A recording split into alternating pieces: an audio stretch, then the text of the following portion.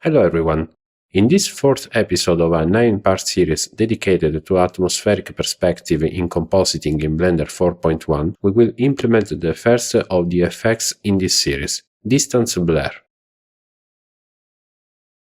Before we go on, I remind you that, as it happens with most of my tutorials, the text versions of the video tutorials of this series are available for free download at the link provided in the description. Regarding distance blurring, we can use a blur node in Gaussian relative mode at 100%, using the normalize output as an adjustment factor for the blur node's size input.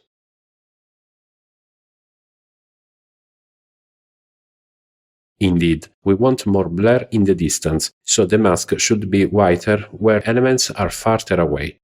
This type of mask is precisely what comes from the normalize node. With the relative mode set to 100%, the effect will be maximum only in pixels where the mask, delivered to the size parameter, is completely white, and gradually less intense for darker pixels. To narrow down the range of the effects to the farthest elements and simultaneously adjust the intensity of the effect, you can add an RGB curve node between normalize and the size input of blur.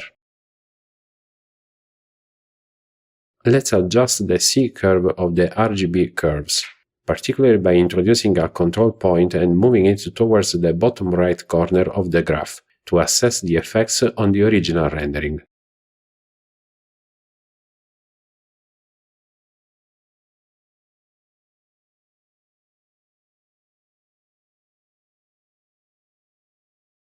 You can examine the changes introduced by the RGB curves node on the depth mask by connecting the RGB curves output directly to the reroute node.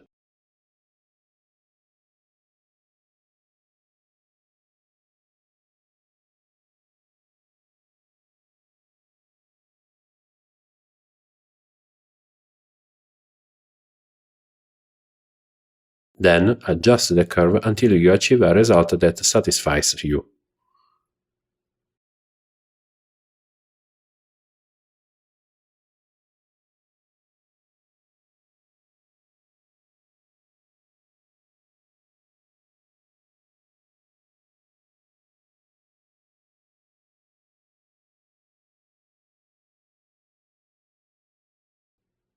Well, that's all for this episode. In the next episode we will discuss shifting towards blue or other colors. See you soon!